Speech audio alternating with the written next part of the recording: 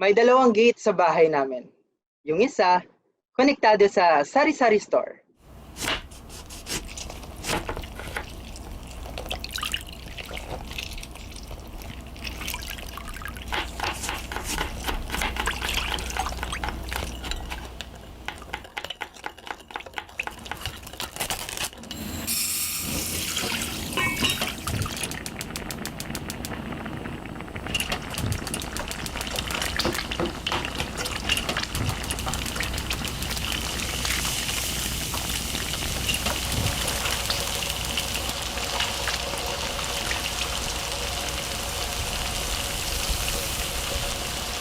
Good morning! Good morning, Noel! Well, Oh, may lakad ka? Oo, doon lang banda. Pag binuksan mo naman yung isang gate, may makikita kang garahe. Tapos doon, may maliit na fish pond. Lampas 10 carp yung alaga namin dyan noon. Pero isang araw, umulan ng malakas. Umapaw yung tubig. Namatay silang lahat. Shh! Good morning! Uy, good morning! Uy, salamat nga pala sa spaghetti nung isang araw ah. Pagdamihan mo talaga ng cheese, sobrang sarap talaga. Bagay pala talaga sa hotdog, ano?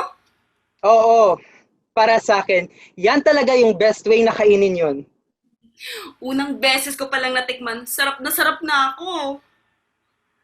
Pag kumakain ako niyan, naaalala ko yung nag-family picnic kami. Basta weekend, nagpipiknik kami ng pamilya ko. Sa beach noon. Kaso, di gaanong malinis. Pero, tahimik. Oh, Teka. Mukhang okay na si Fido ah.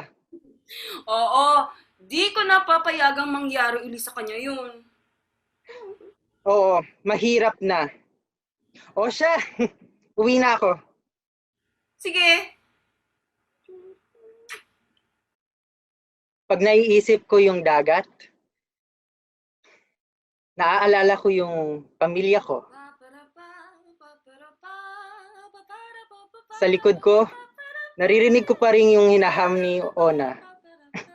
Yung kausap ko kanina.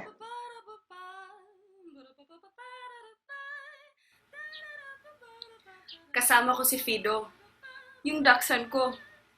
Umupo ako sa isang duyan sa may plaza.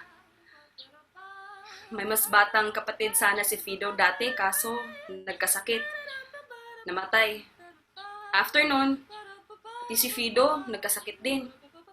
Buti gumaling. Kaya yan, magkasama na kami uli. Naririnig ko yung huni ng mga ibon. Ang titinis. Akalain mo, more than 100 birds ang inaalagaan sa lugar na to na may higanteng bahay ng mga ibon.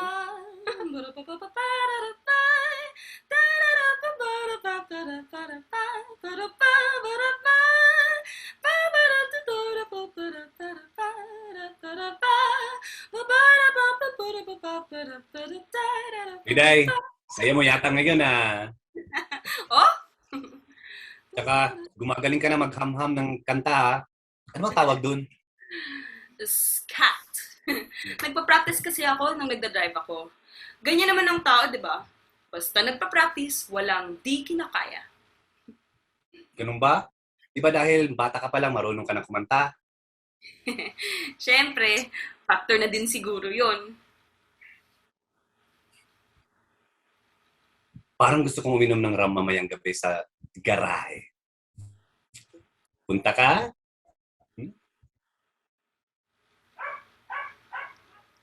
Naririnig ko pa rin talaga yung mga ibon. Ang tinis talaga. Alam mo, tingin ko, mga manok na pansabong ang inaalagaan nila dito.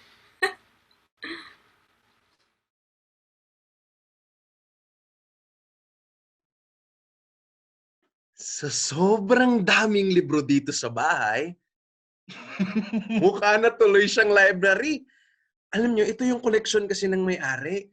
Merong maskara. Tapos merong mga puppet. At alam nyo, galing to lahat sa iba't ibang bansa. Tapos, meron ding ubi na wallpaper. Pero may totoong ubi din. Nagagawin nilang jam. Oh, ang sarap ng tapsilog dito sa Sari-Sari Store, no? Alam mo, di ko gets. Pero ang sarap. Basta ako, busog na ako. Ah, Teka, pumunta ka ba sa dagat kahapon? oo, araw-araw yun. Alam mo, pag lumubog na yung araw, automatic, nandun na ako lumalangoy. Talaga? Madalas ka palang pumunta doon. Alam mo, walang palya yan. Isip ko naman, ang lapit-lapit na ng dagat, di ba? Dapat lumangoy na ako doon. Tama ka. Ako, hindi na ako masyadong nakakabisita dun eh. Alam mo kasi kayo, puro kayo trabaho. Alam niyo siguro mas maganda naman, mas magiging productive tayo kung minsan nagre-relax tayo, di ba? Madalas akong nagtataka kung bakit ang hilig ng mga tao magtipon-tipon sa dagat. Hindi ko mapaliwanag sa salita eh. Pero kutob ko, parang nagigets ko na.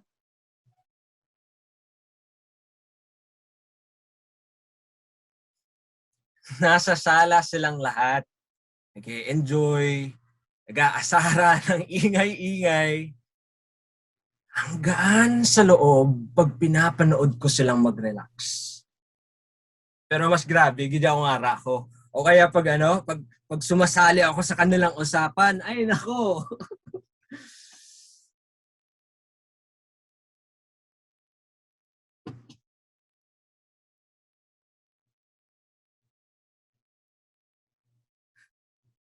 Sa bintana, kita mo yung dagat. Siyempre, mahilig ako lumangoy sa dagat. Pero para sa akin, wala pa rin talagang tatalo sa kwentuhan tungkol sa kung ano-ano mang bagay. Sobra kasi kayo sa trabaho. Mas magiging productive naman tayo kung may time tayo mag-relax, di ba? Uy, alam mo, tama ka dyan. Correct. Hoy, hoy, hoy. Hoy, hoy. Uy, andyan ka na pala! Pare ka naman. Naman. Siyempre. Lain man ganyan yung balay ngayon eh, no? Libre. Kakaiba nga. Kasi, alam mo, parang konektado lahat sa Sari-Sari Store. Tanan, direct Amugid. dito. Correct. Ay, sige na. Mauna na ako sa inyo. Bye-bye. Sige. Takot na ako sa kwarto. Hello. Sige, sige. Uy. Guys, speaking of dagat, tanong, paano kayo natuto lumangoy? Kasi alam nyo, yung tatay kong malupit, ang lupit niya, lahat ng bata sa amin, iniitsa niya sa tubig para lang matuto lumangoy. Diba? So yun, exciting. Nakakamiss yung panahong natuto akong lumangoy sa dagat. Parang ang sarap sa pakiramdam ng dagat. Sarap sa pakiramdam ng lahat. Alam mo yun, yung parang lahat bago, lahat masaya.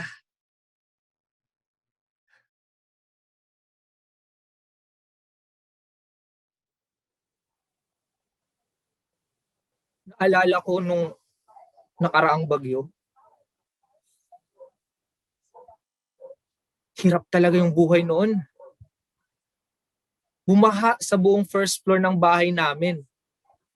Kayong ginawa namin, umakyat na lang kami sa bubong. Ay, kakatakot talaga yung tubig. pero hindi naman palagi. Tulad ng dagat. Isa rin itong manlilikha at nagbibigay ng buhay.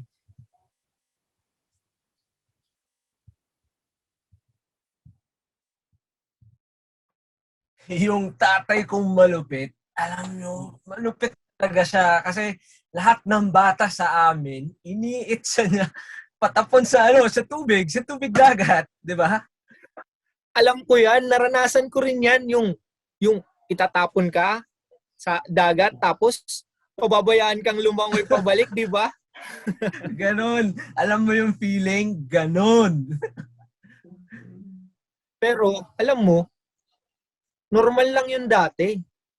Yung lalangoy ka sa napakalayo.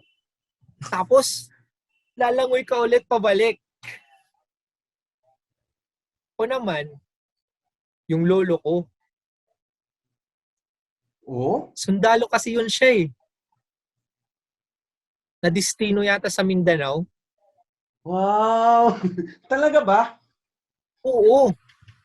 Tapos, napakatapang na tao nun. Alam nyo ba, nung bumasa amin, nagsilikasan na ang buong pamilya pero siya, gusto pa rin niyang manatili sa bahay. Uy. Tiga. Ang astig. Pero Tignan. alam mo, ang hirap din doon. Kaya nga. Pero, napakatapang lang talaga ng taong no. Kalain mo, at siya rin yung nagpalaki sa amin. Wala atang kinakatakutan eh. Maliban sa Diyos. Talaga?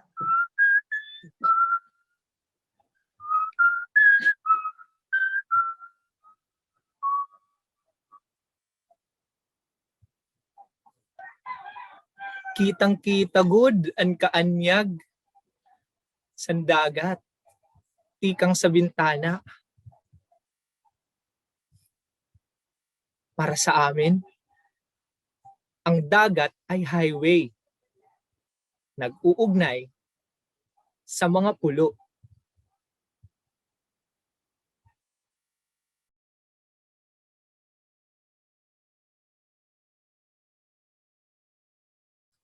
Nung bata ako, sa Mindanao ako nakatira. Sa ilalim ng liwanag ng buwan, lagi kami naglalaro ng bulan-bulan. Tayaan yon na madalas nilalaro pag full moon. Ang ginagawa namin, gumagawa kami ng malaking bilog sa lupa, tapos nilalagyan namin ng linya sa gitna, tapos pag ikaw yung taya, doon ka lang pwede maglakad, tumakbo doon sa may linya. Tapos yung iba, pwede ka magdagandagan, pikas sa pikas, pero dili pwede mula pa sa lingin, diha yun sa sulod.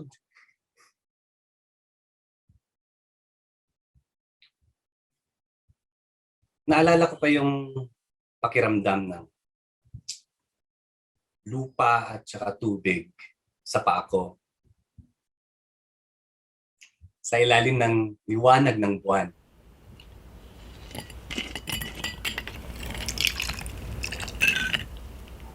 Noel, ilang taon ka na nga? 23. Ang bata mo pa pala. Ay, wait. Alam ko na. Sige. Ah. Magpapatugtog ako ng mga 90s na music. Tapos, Ah. pag nahulaan mo yung kanta, bibigyan kita ng 10 piso. Oh, Game? sige ba? Game! Game. Pero- Game. May alam ba akong 90s? Meron yan. Sikat kayo mga 90s. Kala niyo dyan? Manood ka na lang. Magigets mo din. Go. Correct. Ready? And Ready? go.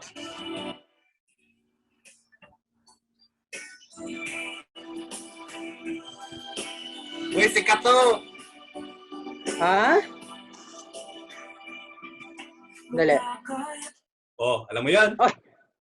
One, Maka. 3, 4, 5. Wala na bang Six. pag-ibig? Jaya, oh. Ano ba? Galing! Galing ah. Bilis ah. Daog ko. Oh, ayan, 10 piso. Ah.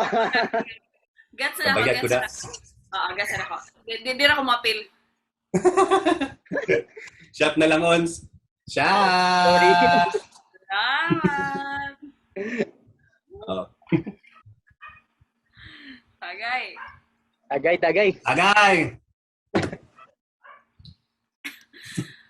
Sanay ka na ba sa buhay dito, ho? Oo. Ay, di ito. Gano'ng katagal ka na nga lumipat dito? Magdadalawang buwan na pala.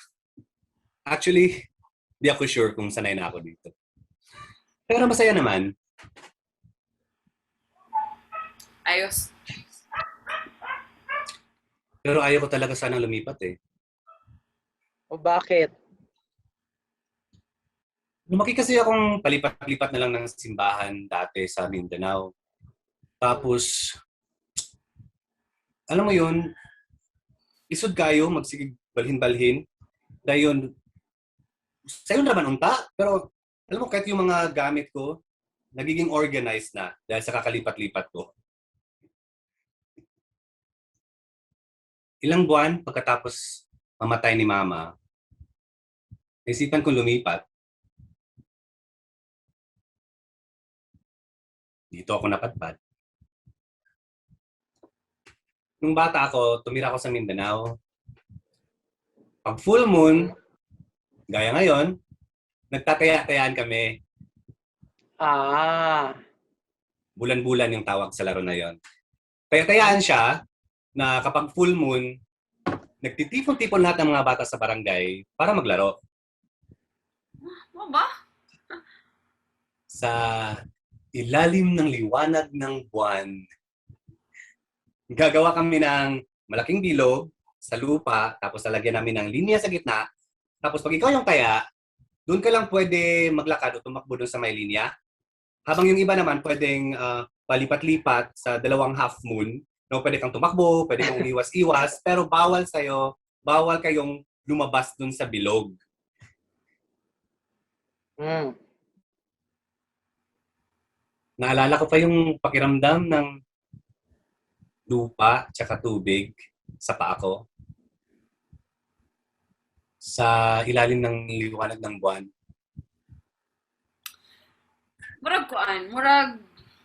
Murag misteryoso kay na imong istorya. Parang